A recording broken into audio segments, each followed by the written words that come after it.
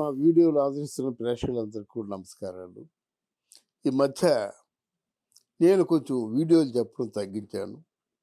తర్వాత నాకు తృప్తిగా ఉన్న ఆహ్, చోటే ఆహ్, నేను వీడియోలు చేయగలుగుతున్నాను. లేకపోతే ఇప్పుడు ఏదో ఎవరెవరో చెప్తున్నారు మైక్ ముందు కెమెరా ముందు.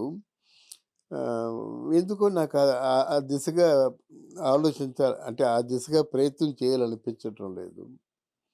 నేను చెప్పినటువంటి సినిమా వీడియోసు ఎన్ని లక్షల్లో పోయాయో, మన జాతీయంగా, అంతర్జాతీయంగా ముఖ్యంగా అమెరికా, కెనడా, తర్వాత ఇక్కడ మన సౌదీ సౌదీ అరేబియా, సింగపూర్ లాంటి ప్రాంతాల నుంచి నాకు ఫోన్లు వస్తున్నప్పుడు చాలా ఆనందంగా ఉంటుందన్నమాట. ఇప్పటికీ రోజుకు ఒక 50 అంటే నా ఫాలోవర్స్ అన్నమాట. మెసేజ్‌లు పెట్టడం గానీ ఇలా చేస్తుంటారు. ధన్యవాదాలండి.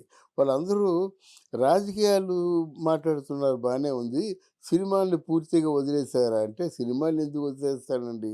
నేను సినిమాల్ని వదిలేయడం కాదు, నా అనుభవాలు చెప్తున్నాను. నా కళ్ళ ముందు జరిగినటువంటి అనుభవాలు, లేతే అనుభవస్తులు నాతో మాట్లాడిన అనుభవాలు చెప్తున్నాను గానీ, నాకేమి ఇంకా మిగతా నాకు తెలియని విషయం ఏది నేను ప్రస్తావించను. నాకు తెలిసిన విషయాన్ని కూడా దాచుకోను. అలా దాచుకోకుండా ఉండడానికి చెప్పే ప్రయత్నమే ఒక సినిమా గురించి. అదే 'వెంకటేశ్వర మహాత్యం'. ఇది ఆయన వెంకటేశ్వర మహాత్యం అంటే ఎప్పుడెప్పుడో వచ్చినటువంటిది కాదు. అప్పుడు పద్మశ్రీ వారు అంటే ఏంటి పుల్లయ్య గారు తీసిన 'వెంకటేశ్వర మహాత్యం'. అందులో కొన్ని సరదా అంశాలను గురించి ప్రస్తావిద్దాను. సరదా అంశాలంటే వెంకటేశ్వర మహాత్యం ఏంటి? సరదా ప్రస్తావన ఏంటి? అని అనుకుంటారు చాలామంది. లేదు. చాలా అక్కడ పుల్లయ్య గారు ఎప్పుడూ నవ్వుతూ ఉండే మనిషి. పుల్లయ్య గారు ఎప్పుడు బూతులు మాట్లాడుతూ ఎంజాయ్ చేసే మనిషి. పుల్లయ్య గారు ఎప్పుడు అంటే నటీనటులను కూడా తన బిడ్డల్లాగా, ఒక నాగేశ్వరరావు అంటే సొంత కొడుకులా చూసుకుంటాడనమాట. అటువంటి వ్యక్తి గనక ఏదైనా మాట సూటిగా ఉంటుంది. ఇంకా రెండో అర్థంకి అవకాశం లేదు. ఒకే అర్థం వచ్చేలా మాట్లాడతారు ఆయన. ఆయన ఈ సినిమా వెంకటేశ్వర మహాత్వం సినిమా ఎవరి చేత రాయించారంటే, ఎవరో సముద్రాలు గారు, పెంగళ గారు వీళ్ళందరూ ఉన్నారు కదా బాగా రాయడానికి. ఆయనకి బాగా ఇష్టమైన వ్యక్తి ఎవరు? ఆత్రేయ గారు. ఆత్రేయ గారి చేత సినిమా రాయించాలని అనుకున్నారు. ఆత్రేయ గారు అనేసరికి అదేంటది వెంకటేశ్వర మహాత్వం అంటే, అప్పటికేంటి ఇప్పటికి కూడా కలియుగ దైవం ఎవరైనా ఉన్నారా అంటే అది వెంకటేశ్వరమూర్తే కదా! అందువలన అంత ఒక పవిత్రమైనటువంటి దేవుడు, ఈయన చూస్తే ఆత్రేయ గారు అంటున్నారు, ఈయన చూస్తే సాంఘిక సినిమాలకి అంటే మాటలు బావుంటాయి గానీ, వెంకటేశ్వర మహాత్వం లాంటి సినిమాకి మాటలు ఏం బావుంటాయి? బావుండవు అని డిస్కరేజ్ చేశారు. డిస్కరేజ్ చేస్తే ఈ పుల్లయ్య గారు ఊరుకున్నారా? ఆచార్య గారిని పిలిచి, "ఏమయ్యా నువ్వు వెంకటేశ్వర మహాత్వం సినిమాకి మాటలు రాయలేవట" అన్నారు. ఏ గాడిద అన్నాడో చెప్పండి అని ఈయన అన్నాడు.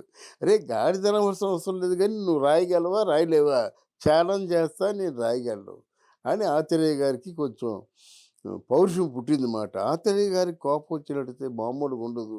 ఆయన్ని దగ్గరుండి చూసిన వ్యక్తిగా ఆత్రేయ గారికి కోపం వచ్చినట్టయితే ఇలాగా పంటితో పెదవుల్ని బిగబెట్టి ఈ నరాలు ఇలా ఉబ్బిపోతాయన్నమాట. కాసేపు ఉంటే గానీ డన్ హీల్స్ సిగరెట్ ప్యాకెట్‌లో ఒక 10 సిగరెట్లు అయిపోతే గానీ ఆ కోపం తగ్గదు. అది ఆయన అనుభవం. రాస్తా అనేసరికి రాశారు. రాసిన తర్వాత షూట్ చేస్తున్నారు. డైలాగ్స్ బాగున్నాయంటే డైలాగ్స్ బాగున్నాయని పేరొస్తుంది. ఆత్రేయ గారు రాస్తూనే ఉన్నారు. సినిమా షూటింగ్ పూర్తయిపోయింది. సినిమా షూటింగ్ పూర్తయిపోయిన తర్వాత ఆ సినిమాని కొంతమందికి చూపిస్తే, ఇది ఆత్రేయ గారు రాసారా? ఇంకెవరైనా రాసారా? అనేటువంటి అనుమానాన్ని కూడా వ్యక్తం చేశారు. అంత బాగా రాయగలిగారన్నమాట. తర్వాత ఏమైంది ఈ సినిమాకి ఆహ్, ఇక ప్రివ్యూ వేయడం మొదలుపెట్టాడనమాట. పి. పుల్లయ్య సాంఘిక చిత్రాలు తీసే వ్యక్తి. ఆత్రేయ గారు సాంఘిక చిత్రాలకి మాటలు రాసే వ్యక్తి. ఈ సినిమా ఎలా ఉంటుంది అని ప్రివ్యూ చూసారు. ఎవరు మాట లేదు. తిన్నగా వెళ్ళిపోతున్నారట. అంతా బాగా అంటే సినిమా ఆడుతుందో, ఆడదో తెలీదు గానీ డెఫినిట్‌గా సినిమా మాత్రం బాగుంది. అయిన తర్వాత ఏంటంటే చివరికి ఆ సినిమా ఆహ్, హ్మ్, 'వెంకటేశ్వర మహాత్సవం' రిలీజ్ అయ్యేంత వరకు కూడా పుల్లయ్య గారిని, శాంతకుమారి కూడా చెప్పిందండి. ఎందుకండి మనం సాంఘిక చిత్రాలు తీసుకునేవాళ్ళం, ఈ 'వెంకటేశ్వర మహాత్సవం' తీసాము. వదిలేయండి అని చెప్తే, లేదే 'వెంకటేశ్వర మహాత్సవం' మనకది దేవుడు కాపాడుతాడు డెఫినెట్‌గాన. ఏంటి అందరూ నన్ను డైరెక్టర్ అనుకోవటం లేదా? నాకు డైరెక్షన్ చేత కాదా అని ఆయనన్నాడు. అలాగే ఆత్రేయ గారు కూడా ఏంటమ్మా మరీ మమ్మల్ని జూనియర్స్‌ని చేసి పారేస్తున్నావు అని ఆత్రేయ గారు కూడా శాంతకుమార్‌ని చనువుతో మాట్లాడట. తీరా సినిమా రిలీజ్ అయ్యేసరికి థియేటర్ దగ్గర పెద్ద వెంకటేశ్వరుడు బొమ్మలు, పెద్ద పెద్ద హుండీలు. ఆ హుండీలు సాయంత్రానికి నిండిపోతుండేయి. ఇక పోయినట్టు సినిమా సూపర్ హిట్ అయిపోయిందన్నమాట. సూపర్ హిట్ అయిపోయినట్టయితే ఇంకా తట్టుకోలేకపోతున్నారు ఆనందాన్ని. వెంటనే పుల్లయ్య గారు, శాంతకుమార్ గారు, సావిత్రి గారు, ఎన్టీ రామారావు గారు, ఆత్రేయ గారు అందరూ తిరుమల వెళ్ళి దేవుణ్ణి దర్శించుకున్నారట. దర్శించుకున్నట్టయితే అందులో సావిత్రి గారు, ఆత్రేయ గారు నవ్వుకున్నారట. సావిత్రి గారు ఎందుకు నవ్వుకున్నారు అంటే ఆహ్, అర్థం తెలీదు. అంటే వెంకటేశ్వర స్వామి దగ్గరికొచ్చి దండం పెట్టుకొని ఇటు తిరిగి నవ్విందేమిటి అని ఆత్రేయ గారు అనుకున్నారట. సార్ సార్ నేను నవ్వాను సరే, మరి ఆత్రేయ గారు ఎందుకు నవ్వారు అని ఆవిడ అనుకుందట. అయిపోయింది కాటేజెస్‌కొచ్చేసారు. భోజనాలు అయిపోయి ఆత్రేయ గారు, సావిత్రి గారు, పుల్లయ్య గారు, శాంతకుమార్ గారు ఉన్నారు. ఎన్టీ రామారావు గారు వెంటనే వెళ్ళిపోయారట. కాటేజీలో ఉండి ఉదయం దర్శనం కూడా చేసుకొని వెళ్దామని వీళ్ళున్నారట. ఉంటే ఆత్రేయ గారు అడిగారట ఉండబట్టగా, "ఏమ్మా ఆహ్, కొంపతీసి నేను రాసిన డైలాగ్స్ గాని నీకు గుర్తుకొచ్చాయా?" అన్నారట. కాదండి. ఆహ్, నేను అనుకున్నాను నేను. ఏమనుకున్నానంటే, మీరు సాంఘిక చిత్రాలు చాలా బాగా రాస్తారు కదా! మరి ఈ ఈ సినిమాకి ఈ డైలాగులు ఎందుకంత బాగా రాశారు? మీరే రాసారా? మీ చేత దేవుడు రాయించాడా? అనేటువంటి చిన్న అనుమానం వచ్చింది. రాసిన వ్యక్తి ఎదురుగా ఉంటుండగాన కనిపించి దేవుడు రాయించాడా? అని అడుగుతున్నాను చూసారా? నా తెలివి తక్కువతనానికి నవ్వొచ్చిందని చెప్పి సావిత్రి చెప్పిందట. సరే నేను నవ్వితే నవ్వాను. మరి మీరెందుకు నవ్వారు? అనేసరికి నేను అదే అనుకున్నానమ్మా. నువ్వు సాంఘిక చిత్రాల్లో మాట్లాడతావు, వేషాలేస్తావు, క్యారెక్టర్లు బాగా పోషిస్తావు గానీ, ఇటువంటి ఆహ్, దివ్యమైనటువంటి చిత్రం 'వెంకటేశ్వర మహత్యంలో' నువ్వు హీరోయిన్‌గా ఒప్పించి అద్భుతంగా నటించావు చూసావా? ఎంత గడుసు పిల్లరా అనేటువంటి ఆలోచన నాకు చిలిపి ఆలోచన మనసులోకొచ్చి నేను నవ్వానని చెప్పారట. ఇలాంటి సరదా సన్నివేశాలు చాలా ఉన్నాయి.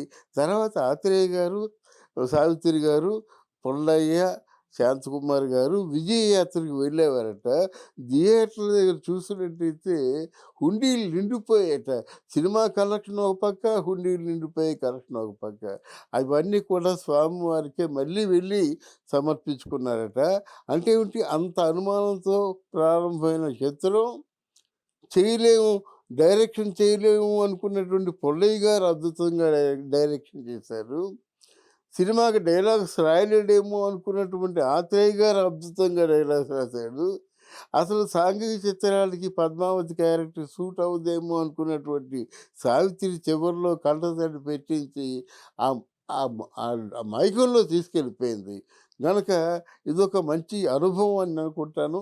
మీరు కూడా దీన్ని ఒక మంచి దివ్యమైన అనుభవంగా మీరు కూడా ఫీల్ అవుతారని ఆశిస్తూ సెలవు తీసుకుంటున్నాను. Thank you.